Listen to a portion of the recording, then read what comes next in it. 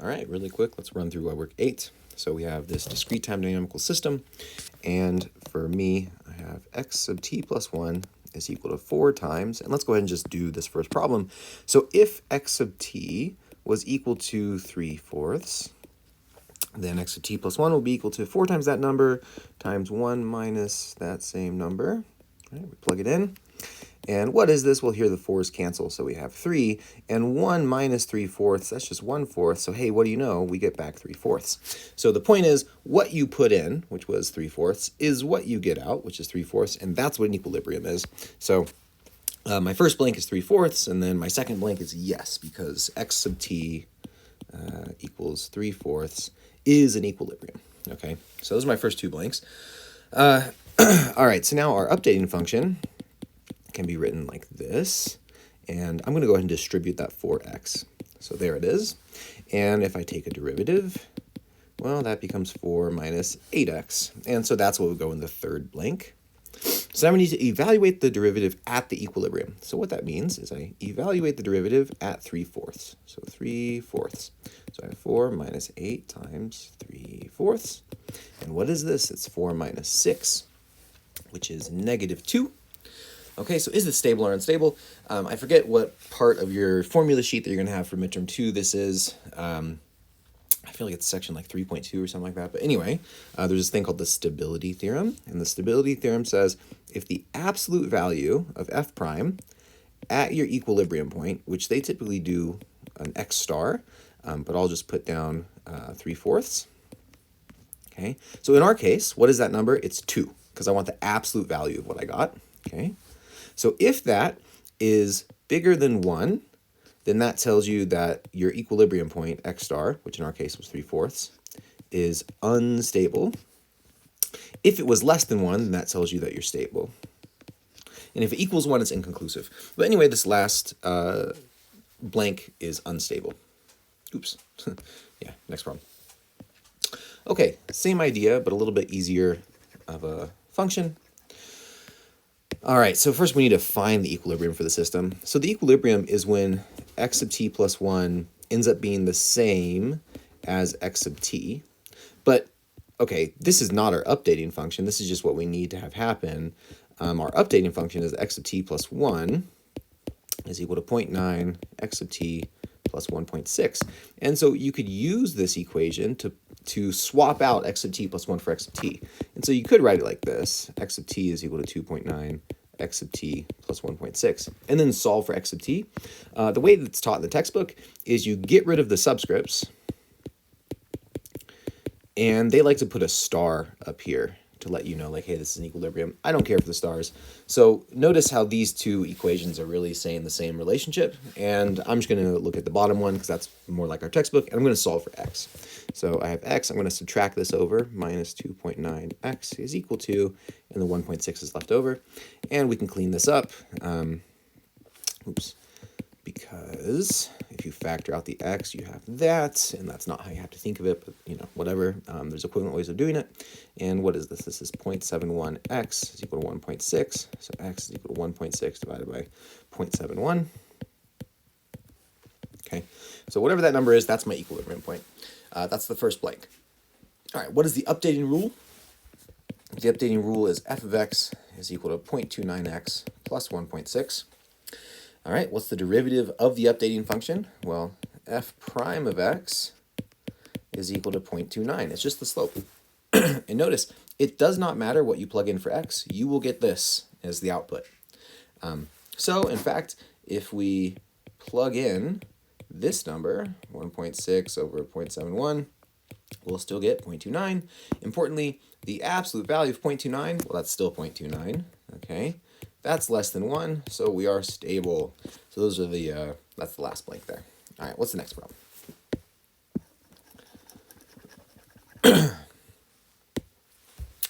All right, so we have a logistic model, and we want stability. All right, so our updating function in this case is 0.75 r times x times 1 minus x, which for taking a derivative, it's easier if we distribute. So I'm going to go ahead and do that. I want rx minus 0.75 rx squared. Great. So now let's take a derivative. So I have 0.75 r minus, and then this 2 would come down, and 2 times 0.75 is 1.5 rx. Great. All right, so now stability requires that the absolute value of f prime of x is less than 1. But what that means is, if here's 0, then you're actually in between minus 1 and 1. You're in this region. Because when you take an absolute value, all this negative stuff gets popped over here to the positive version, right? So for the absolute value of something to be less than 1, what's really going on is the thing you care about, so f prime of x, is between plus or minus 1, okay? And we can get rid of the absolute value operation by doing this, okay? So, all right, we're going to need that. And then the problem also says that x star is equal to 0. So in fact, I could have fed a 0 in here. So this is what we want to look at, okay? And let's make explicit what this is. So I have f prime, I'm going to plug in 0. When I plug in 0, it kills this term, gone, right? And all that's left over is 0.75 r. That has to be between plus or minus 1.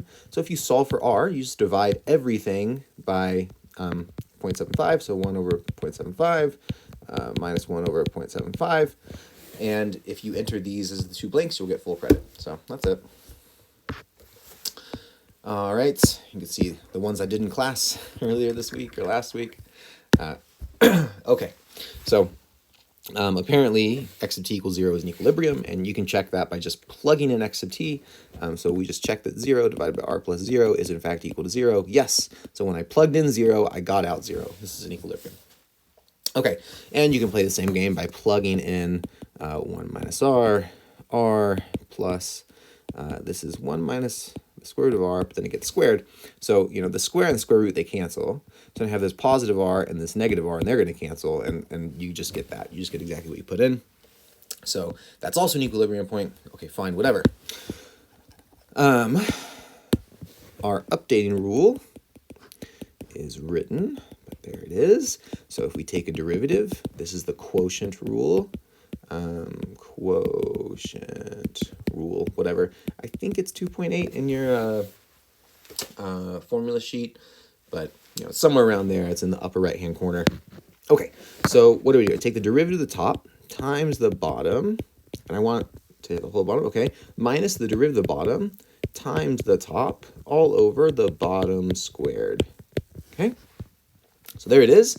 And we could clean this up quite a bit. Like this is a minus 2x squared, and if I combine that with the x squared, I have a positive x squared, I have a negative 2x squared.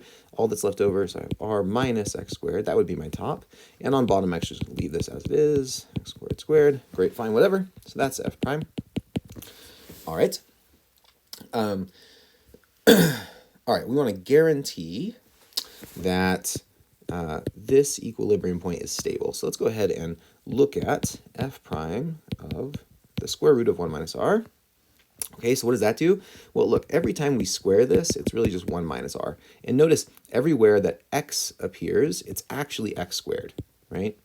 So when I evaluate this function, I have r minus, and then I'm actually going to square this. So I have 1 minus r, over r plus 1 minus r, and that whole thing gets squared. So these two things are equal. This is my derivative at that spot. And let's clean some stuff up. So what is my top expression? Well, we can do bottom expression first. Minus r plus r, those are gone. The denominator is just 1. So in fact, let's just get rid of it. Great. So now we have a negative 1, and we have to distribute. We have a positive 2r. So that, let's go to medium size. It turns out this is what that simplified to, okay? Not so bad. And this expression has to be between positive 1 and negative 1 in order to have stability. So now we solve for r. So what do I have to do? I'm sorry. I have to add 1 to everything. So plus 1, plus 1, plus 1. And I get 0 less than 2r less than 2. Now I have to divide everything by 2, over 2, over 2, over 2. And I have r is less than 1, but bigger than 0. And those are the blanks there. And so you can see how that all came together. Okay, next up, So this is another one I did in class. All right, there we go. So a point of inflection is when the function changes concavity. So this is concave down, it's sad. This is concave up, it's happy. Concave down is when the second derivative is negative. If you're feeling negative, you're feeling sad, right? If you're feeling positive, you're feeling happy. Easy mnemonics to remember what's what. Okay, so if we change, so for example, this shape has some changes, right? There's a point of inflection around there and a point of inflection around there. It's when the concavity changes from up to down or down to up. So if I'm just kind of eyeballing it, then it looks like maybe it happens around plus or minus a half, okay? Right, if I go to x equals 1/2, like maybe that's about where I'm changing, okay? So that's where that second answer came from. Where the x equals 0 came from is because that's where it looks like I have a horizontal tangent line. So right here, it looks like the first derivative is 0, so x equals 0. And right here, it looks like the second derivative might be 0. So this is like a half, right? Okay, so those are the first couple blanks. Now, if we were to actually do this using derivatives, well, what we need to do is we take the first derivative. So let's do that. So let's remind ourselves the function is 3e to the minus 3x squared. Okay, so what's the derivative? Well, the 3 just comes along for the ride. Derivative of e to the is e to the and I leave the inside the same, but then I have to do a chain rule. Okay, this is a big deal. This is section 2.9, chain rule. Because there's this function that was inside of the exponential, I have to take its derivative. So the 2 comes down, I have minus 6x, and it gets multiplied. So that's the chain rule. So this cleans up to minus 18x e to the minus 3x squared. Okay, great. And so now, when is this equal to 0? Well, this part, e to the minus 3x squared, first off, that's what's graphed here, okay? And notice, it never actually touches y equals 0, it never touches the x-axis. That turns out to be a horizontal asymptote. This quantity here is always, always, always bigger than 0. So the way that this number times this number times this number equals 0, there's only one way to do it, because minus 18, that's never 0. This monstrosity, that's never 0. X has to be 0. That's the only way to do it. Okay, so this tells you x equals 0 is a critical number.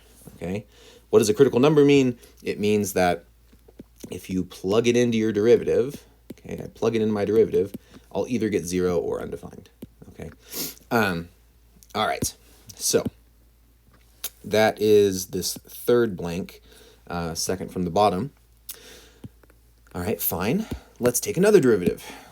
Back to black. All right. So I need to do a product rule because I have this product happening. So I take the derivative of the first piece, which is minus 18, times leave the second piece alone, plus. Then I take the derivative of the second piece, this monstrosity, which we already did. Okay, it's this. It's minus 18x e to the minus 3x squared, times, and then I leave the first piece alone, minus 18x. Okay? Sweet. So there it is. And let's factor in 18 e to the minus 3x squared out. Okay, and what's left over? Oh, did I mess this up? Yeah. Okay, so we have a... Oh, I should get a factor of 6. I'm only getting a 2. Okay, I probably went too fast. So let's slow it back down. See what happened. Oh, I see. Right. Let's go back. Okay, I did go too fast. So the derivative of, so it's this part that I messed up on. Okay, so I have to take the derivative of this function, which is minus 6x times e to the minus 3x squared. It's this part, okay? The reason why f prime had an 18 is because f had a 3, okay? But when I take the derivative of just this part, there is no 3. So I'm going to have sort of like, I'm going to be off by a factor of 3. Instead of negative 18, I have negative 6. Okay. So that's the derivative of the thing in the box. And then I multiply it by this thing. So times minus 18x. Great. So I still want to factor this out. And in fact, we'll bring out the negative. No, we won't bring out the negative. We'll keep it positive. Okay. So in the first spot, minus 1 is what got left over from that. And in the second spot, this negative, we actually have plus 6x squared, because there's an x and an x. Great. So my second derivative is 18e to the negative 3x squared times this polynomial. Okay, so when is the second derivative equal to 0? Well, this part will never, ever, ever equal 0. E to the whatever is not 0. So in fact, this has to equal 0. Okay, so we set that equal to 0. And then you solve for x. You get x is equal to 1 over 6. And then we have plus or minus in the square root. So that's what this last entry is here. Okay. All right. Let's clean this up. Go on to the next one. And we're almost done. All right. So let's take two derivatives of this because we're trying to find inflection points. We have 3x to the fourth plus 17x cubed minus 9x squared plus 1. Okay, derivative. 4 comes down, we have 12. 3 comes down, we have 51. 2 comes down, we have 18. And the 1 is dead. Another derivative. 3 comes down, we have 36x squared. 2 comes down, we have 102x, and then the x is gone, we have 18. Okay, now it turns out you can factor a 6 out of this. This is 6x squared plus, and this would be 17x minus, factor out of 6, it's 3. Sorry, my brain is, anyway. Okay, so, yeah.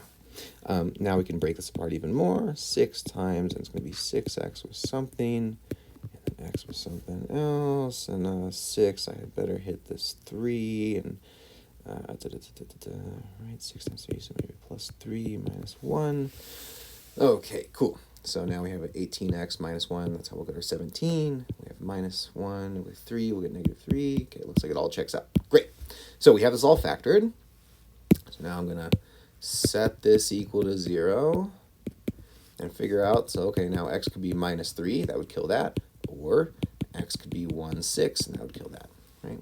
Terrible penmanship, 1, 6. All right. Now, in order to be a point of inflection, your second derivative has to change sign. Now, you could always just like put these in and see if WebWork likes it, and if not, start like deleting and playing around. But to just be super thorough, so we know that right here and right here, the second derivative is 0. And now we're curious about these in-between regions, okay? Is the second derivative positive or negative, okay? That's all that matters. And you can just check, just plug in any number you want in this region. So I'm going to plug in minus 100, okay?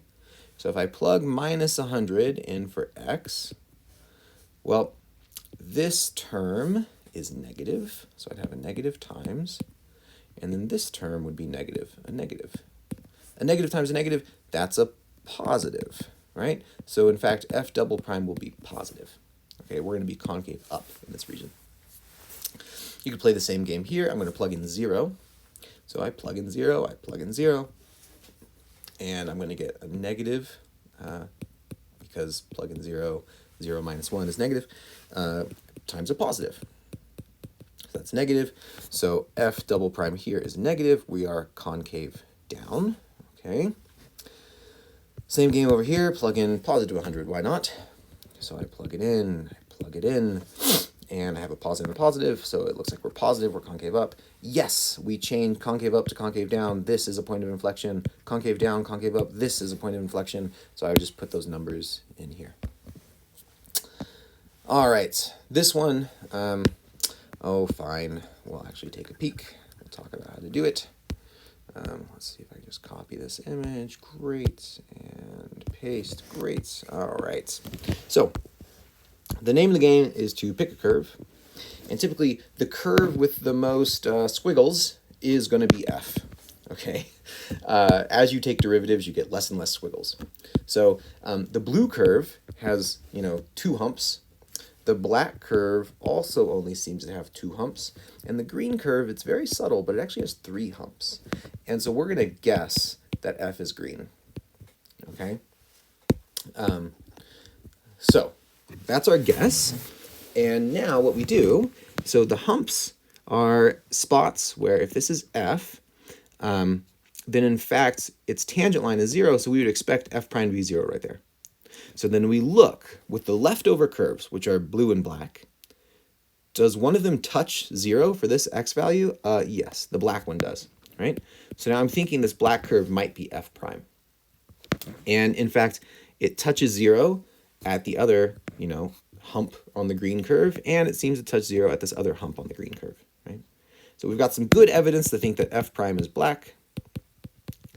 And then you play the same game with the black curve. The black curve should have a derivative 0 right about there, and hey, what do you know? So now we're thinking this might be f double prime. Okay, and follow along, and hey, look at that, another spot where that matches up.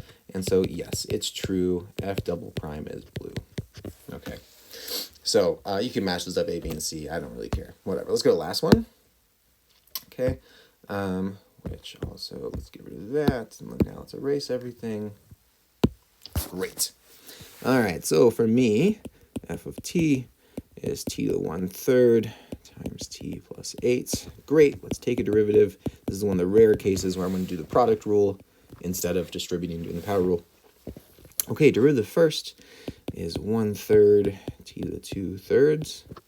And how did that happen? Well, t to the 1/3 became 1/3 t to the minus 2/3. And that's the same thing as 1/3 t to the 2/3. Okay, so that was a power rule. So derivative of the first times the second, t plus 8, plus the derivative of the second, which is just 1. The derivative of this is just 1. The slope of that line is 1. Okay, times the first, t to the 1/3. Great, so there's our derivative. And let's get a common denominator.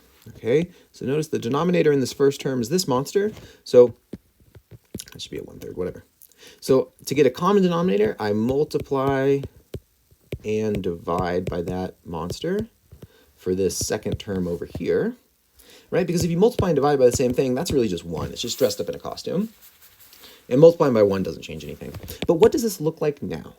Right? So now I have t plus 8 over 3t 2/3 plus, and this is nice because 2/3 and 1/3 all in all give you 1, but we never really write 1. It's just t over 3t to the 2/3. Okay, and so now we have something over 3t to the 2/3. What do we have? Well, there's 3 t's, and here's a 1t. We have 4 t's and an 8. Okay, so there is f prime of t. Now, when is f prime of t equal to 0? Well, that's when the top is 0. So that happens when t is minus 2. Okay. When is f prime of t undefined? Well, that's when the bottom is 0. You can't divide by 0, and that happens when t is 0. So those are my two critical numbers. Okay, and let's go ahead and get rid of all this algebra here. And I still want to keep track of you, so let's move you up. And let's do a first derivative test. Okay, kind of a big deal. It's keeping track of when your first derivative is positive or negative. Okay, that's all the first derivative test is. So how do we do that? Well, if I was to doodle a graph, right? Boop. In order for me to go from a positive region to a negative region, I touch 0, right? In order for me to go from a negative to a positive, I touch 0, right? There is another way to go from a positive region to a negative region. I could jump. Whoop. Okay. So pretend for a moment this was f of x, right? A jump like this, well, right at this x value, it turns out that f prime is undefined. Okay. So the only way that we can sort of go from positive to negatives are if we jump, which corresponds to stuff, oh shit, stuff like this, or if we touch 0, which corresponds to stuff like that. So, okay, what's a first derivative test? We mark off on the number line our critical numbers, okay? These are the spots where the first derivative might change from positive to negative, because either the first derivative touched 0 or the first derivative may jump, okay? But we have to check the in-between regions, okay? We have to check on those regions, is f prime positive or is it negative, okay? And you literally just plug in any number you want. So I'm going to plug in negative 1,000, okay? And I plug that in, and up top, I have a negative number, because negative 4,000 plus 8, that's still negative. And it turns out on bottom, you have a positive number because of this 2 right here. You square it, okay? And that makes it positive. So f prime will be negative in this region. And it helps my brain if I think, well, wait a second, derivative means slope, so the slope is negative. So f looks like this. F is going downhill, okay? All right, what about in this region? Pick a number and plug it in. Let's plug in negative 1. Okay, I plug in negative 1. The top is positive. The bottom's also positive. The bottom is always positive because of this 2 right here. We're squaring something, it gets positive, okay? So, f prime is positive, and it helps my brain to sketch f just like before. It means we're going uphill. Hey, look at this. We have a minimum. All right, how about this next area? Let's plug in 1,000 or 100, who cares? I plug it in. Up top, we're positive. On bottom, we're positive. We're still going uphill because f prime was positive. Okay, so this is a neither, right? All right, and so using that information, we can fill in the blanks here or with whatever function you have. All right, that's it. See you next time.